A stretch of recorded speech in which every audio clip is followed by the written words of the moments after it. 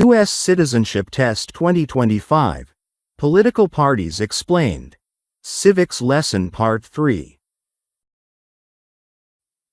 Welcome back to Pathway to Citizenship. David, you've gone from asking, what's a political party, to explaining how they shape elections. Now let's talk about what happens after the voting, the part most people forget. I'm all ears. I always thought the job ended when you dropped your ballot in the box. That's just the halftime show. After elections, the real work begins. The winning party starts implementing its ideas through the people it helped elect. Mayors, governors, senators, even school board members. Each represents both their community and their party's platform. So even local leaders are part of that bigger network of ideas? Exactly. That's why the Citizenship Test asks, what is the political party of the president now? It's a simple question with a deep meaning. It reminds you that leadership is never isolated. Every elected official brings their team's vision to the table. That's interesting. I used to think political parties were mostly about the big national stuff, presidents and Congress. That's a common misconception. But think about your neighborhood. If a local council member decides to improve parks or fix the roads, those decisions often connect to a party's philosophy about government's role, whether it should spend more or less, act faster or slower. So the parties are like blueprints for how America should be built, and every level of government uses those blueprints differently. Perfectly said, and that's why, as a future citizen, understanding those blueprints helps you vote wisely, not just for who sounds nice, but for who shares your values. That makes me realize how powerful one vote really is. You're not just choosing a leader, you're choosing a direction. Exactly. And when you think of it that way, the Citizenship Test's political questions aren't just trivia. They're training you to read the language of democracy. I like that. I used to memorize the answers because I had to. Now I want to remember them because they actually mean something. And that, David, is the real passing grade. You know, Andrea, after everything we've talked about, I still wonder, do political parties ever change? Or are they stuck with the same ideas forever? Oh, they change constantly. Think of them like rivers. They keep flowing, bending, and carving new paths. What we call Democrat or Republican today looks very different from a century ago. Really? I thought those identities were carved in stone. Not at all. For example, the Democratic Party of the 1800s focused on states' rights and agriculture, while Republicans were the party of abolition under Abraham Lincoln. Over time, both shifted as the nation evolved. By the mid-1900s, their roles almost flipped on certain issues. That's fascinating and confusing. It's confusing because America itself is constantly changing.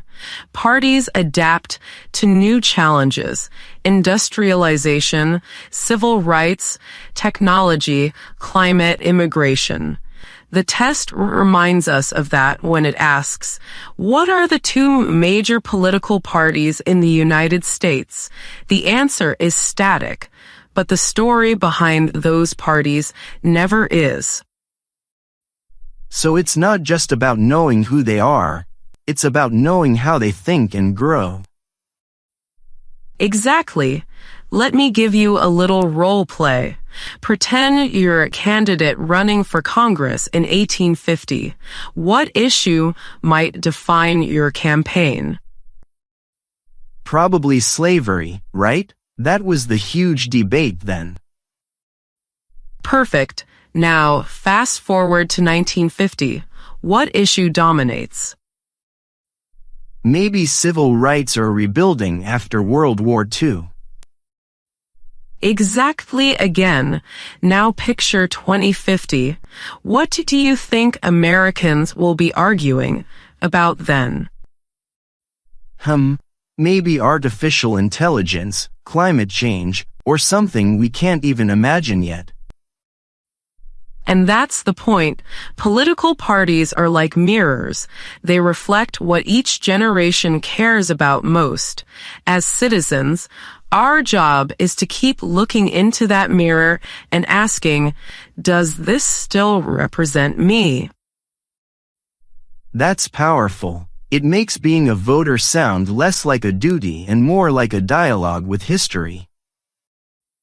That's exactly what it is. Every time you vote, you're adding your line to America's story, agreeing, disagreeing, but always participating. You know, I used to think democracy was fragile. Now I see it's more like a muscle.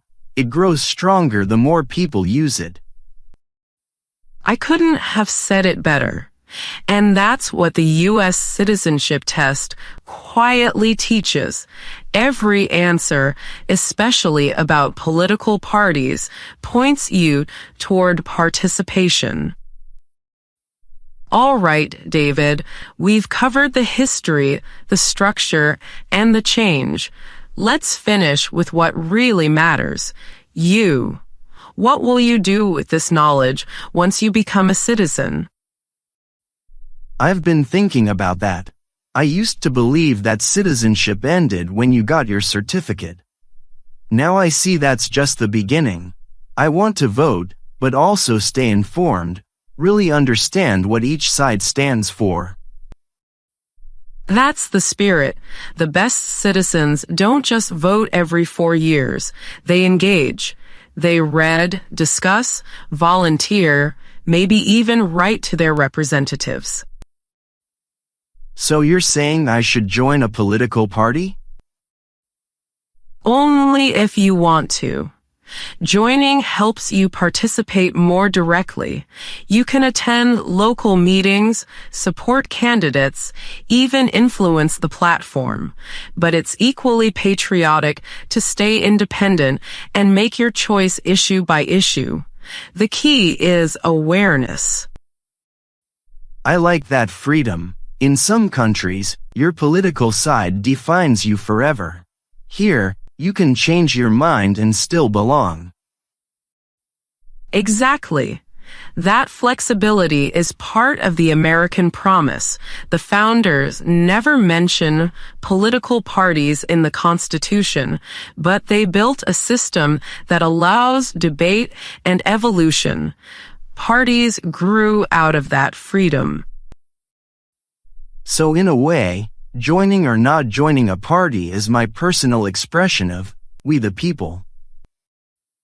Beautifully said. You'll find that once you become a citizen, your opinions will evolve too. Maybe you'll agree with one party today and another tomorrow. That's not inconsistency, it's growth. You know what's funny? I used to dread the political questions on the test. Now they feel like the heart of it. They're asking, do you understand how this democracy lives? That's exactly what they're asking. Memorizing Democratic and Republican is easy, but knowing that those names represent centuries of debate, compromise, and progress, that's real citizenship. I guess the next time I see a campaign ad, I'll watch it differently. Not just as noise, but as evidence of people trying to shape their country. And that's the transformation every teacher hopes to see. You've gone from learning facts to living them. Thank you, Andrea. You've made the U.S. citizenship test feel less like a test and more like an invitation to understand, to belong, and to contribute. That's the perfect takeaway. Remember, democracy doesn't need perfection, it needs participation. The question, what are the two major political parties, isn't about sides, it's about the choice you'll someday make with your own vote. I can't wait for that moment. And when it comes, speak proudly, because your voice is part of the American conversation now. Then I'll make sure to speak up, not just as a citizen, but as someone who understands the power behind the words. That's the final lesson, David. Politics isn't noise, it's the sound of freedom working. I'll remember that, Democratic and Republican, but also debate and respect. Exactly. And with that understanding, you're already halfway to being the kind of citizen every democracy dreams of. Congratulations, David. Your journey through the politics of the citizenship test ends right where it should, with your own voice. Thanks, Andrea, and thank you for reminding me that citizenship isn't about choosing a side, it's about choosing to care. Beautifully said. And that, my friend, is the true answer behind every question on the U.S. citizenship test.